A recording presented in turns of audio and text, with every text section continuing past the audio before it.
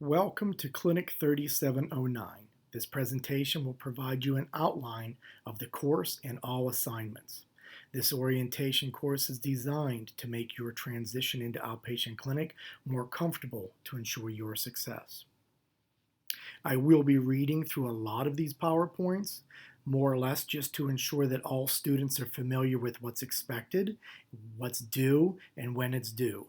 That way at the end of the quarter we don't have any surprises as to are all of my assignments complete or is there anything remaining.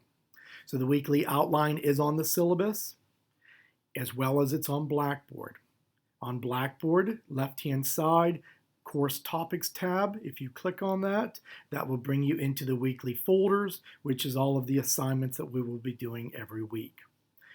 Week 1, we will not have class this quarter because of the spring holiday. Week 2 will be the Introduction to Outpatient Clinic Orientation, Healthcare class, and Chiropractic Health Fairs. Week 3 will be difficult areas in EHR and documentation concepts. Week 4 is radiology protocols. Week 5 is clinic system requirements and level 3 clinic options. Week 6 is outpatient clinic policies and procedures. Week 7 is clinical documentation. Week 8 is outpatient clinic flow. Week 9 is outpatient clinic advisement. And week 10 is next-gen EHR updates. As you look at your course outline, you will notice that every week there is an assignment, and following that assignment will be a short assessment of the material content.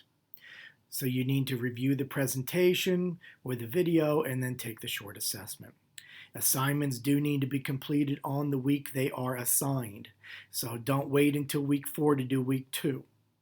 Week 2's assignment is due week 2. A minimum of 70% on all assignments is required. There will be a final quiz.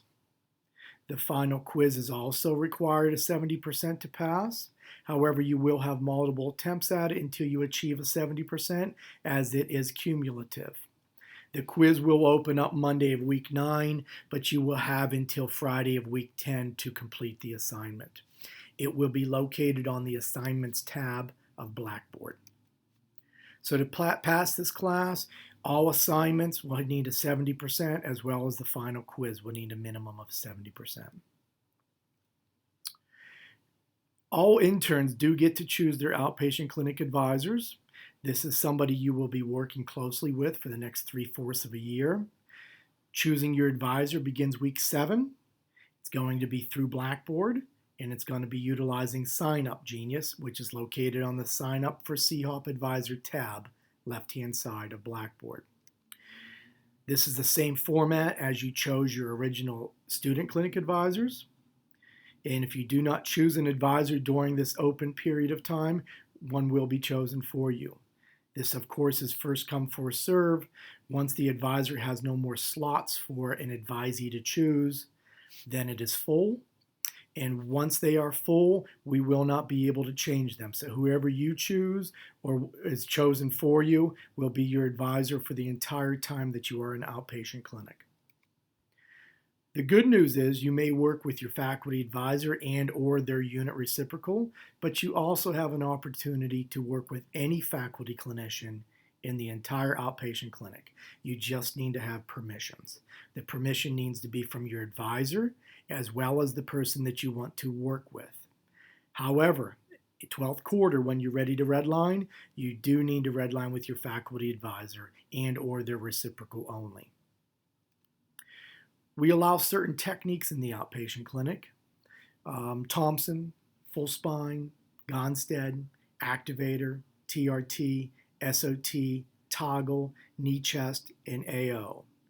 These techniques need to be followed completely. You can't mix and match pieces and parts of each technique, so you can't necessarily do Gonstead everywhere but decide to do Thompson in the cervical spine. You need to follow the technique, and the technique also needs to be in the patient care plan. One thing that we do expect 100% out of everybody in the building is professionalism. We expect that you as a student Start acting as a professional at this very moment. You need to act as a professional in clinic, in the classrooms, and at any event that you represent Life University and the profession. Dress code is strictly enforced. I know it's oftentimes a little laxed in student clinic, but now you're dealing with outpatients. So we do not allow sneakers and tennis shoes and etc. If you need to look at the student intern handbook, it's listed under the class resources tab of Blackboard, and it shows you the student dress code. So please be familiar with it as we do enforce it. Cell phone usage. Let's just all be straightforward here. We don't want to hear each other's cell phone conversations. So talking is only allowed in the student prep area. You may not talk on the phone anywhere other than student prep. This means not in the hallway, this means not in a faculty's office, or anywhere other than student prep. If you need to text somebody, you're more than welcome to text them anywhere within the building. Sounds a little funny that we have to cover this piece, but just so we know, sleeping in the clinic is not tolerated. We've had instances in the past where students would go into an adjusting room, lay down on a table to go to sleep, only to find that another student or patient needs that table. So it's embarrassing we have to talk about sleeping in the clinic, but we do.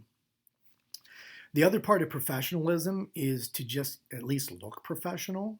So when you take a patient into a room, you do need to be familiar with the equipment before you take the patient in there. Patients do not want to lay on a table and have the cervical dropped 20, 30 times before you're even ready to adjust. So it is your necessity to go in and be familiar with all the tables. The rest of professionalism is appearance of the building and the clinics. So the gown disposal, when you're in a room and you leave a room, I do expect it to be cleaned and organized. The keyboards need to go back on the keyboard drawer, and papers should not be in those rooms left alone. If anything, leave the area better than you found it. Personal odor and fragrance has been a conversation for years in the clinic system. The reason we bring that up is because we do oftentimes have patients that want to switch interns because of some form of an odor or fragrance issue. It could be anything from working out during the day and not wearing deodorant, so you come in with some body odor. It could be breath, keep some breath mints or something in your pockets at all time. It can be overuse of colognes and perfumes and body sprays. So please be sure to use them a little sparingly. Children, as you know, we all love children, especially our own children, but children are not allowed to be in the clinic unless they are be seen as a patient. They've got to be supervised 100% by the parent. They cannot be wandering the halls, and somebody else cannot be watching your child while you're performing some form of patient care. They cannot be disruptive. They've got to be under good behavior. Otherwise, we may ask them to leave the premise. High-low tables are very dangerous when it comes to children, so we do not allow children to ride up and down the high-lows. The high-low tables will be positioned down at all times for children, and the child will have to climb on the table. If you need more information on children in the clinic, please be sure to review the intern handbook on page 48 as specifics. Patient acquisition is always a big topic for incoming 10th quarter students. How do I get my patients? So patient reassignments are done when a student's leaving 12th quarter, when they do their red line. The big thing that I need all students to understand is that other students do not reassign patients. So don't expect a 12th quarter student to come to you or you go to them and going to take over their patients. Patient reassignment is done through the faculty clinician. The faculty clinician is the only person with a license to practice, so the patients are theirs. All level 2 interns do need to acquire new patients. That's why if you don't have business cards ordered, you need to do so immediately so you can start building that patient base. Business cards are purchased through the Life University website. This is the only business cards that we will allow in the clinic system. And then you can also get clinic brochures to hand out to other potential patients. For clinic brochures, just ask any staff member or even the office manager. So student business cards are required, as we already said. Be sure to order them so that you start building your patient base. All business cards are purchased through the Life University website. Go under Current Students, Student Resources, and then Student Business Cards. There may be some areas with blanks that you can't answer, but the three that you must answer is your name, your phone number, and student.life email. At this point in time, the way the clinic system works is the students will schedule all patient appointments. That's why we want your phone number on the business card. Reference sources, that's also on Blackboard. We have the student handbook, which includes honor code and standards of conduct.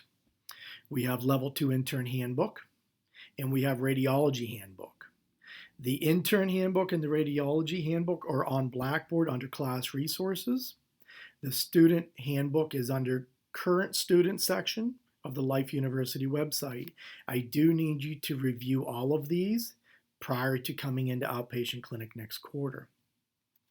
Several honor code violations that we frequently see every single quarter is things such as paying for patients. Please keep in mind that you cannot pay for a patient no matter what the circumstances. If a patient forgot their money, forgot their wallet, forgot their credit card, we'll carry their balance. We do not put you into the position where you pay for your patient. Histories over the phone. Any type of patient encounter needs to be face-to-face. We do not do anything over the phone at this time. Patient abandonment. Patient abandonment is defined in many different directions. A CMR not completed in a timely manner is patient abandonment. CMRs do need to be completed in 6 days. Not contacting the patient for care. So if you do the CMR and then you don't contact that patient for care, that is patient abandonment. Lack of documentation, such as a missed appointment. Summer and winter breaks. The big thing is, now that you guys are clinicians, interns, you no longer are on long summer winter breaks without aligning some form of coverage for your patient and documenting it in the EHR system. Other honor code violations are outlined in the student intern handbook and the honor code standard of conduct book. So please, please, please be familiar with them. Harassment of anybody in the clinic system is not tolerated. We do not tolerate harassment from faculty to interns or vice versa, staff to interns or vice versa, or patients and vice versa. Inappropriate behavior from patients is also not tolerated. Females especially, I want you to be very particular and pay close attention to sexual advancement from your patients. It is pretty typical for some males to advance towards a female intern. If this ever happens, I do expect you to stop right then and there, leave the room, go to your faculty clinician, any faculty clinician, or even the clinic director to report it. If any patient is apparently under any type of drug or alcohol intoxication, we need to do the same thing. So if you have any questions in CHOP, please ask. Ask a staff member, ask a faculty clinician, ask a clinic manager, ask a clinic director. We're here for your success. We don't know you have issues if you don't ask. Clinic Excellence Award is an award that's provided to a graduating student. You can nominate yourself, you can nominate others, and you can nominate prior to graduation. However, those nomination forms will be held until you are graduating. So some information such on Clinic Excellence Award. We do look at other things such as high academic performance, 8 core proficiencies, citizenship, integrity, but the majority and the typical weight of the Clinic Excellence Award comes from the clinic system. So we are looking for interns that demonstrate extraordinary patient care. We're looking for students that have very high volume practices while working as an intern in the outpatient clinic system. Also, ability to provide clinical training to patient care. The Clinic Excellence Award, if you want more information, such as, nominating yourself, another student, a faculty or staff member can nominate you, the process timeline or nomination forms, they're all under the Class Resources tab for Blackboard. Thank you all, and I hope you have a great quarter.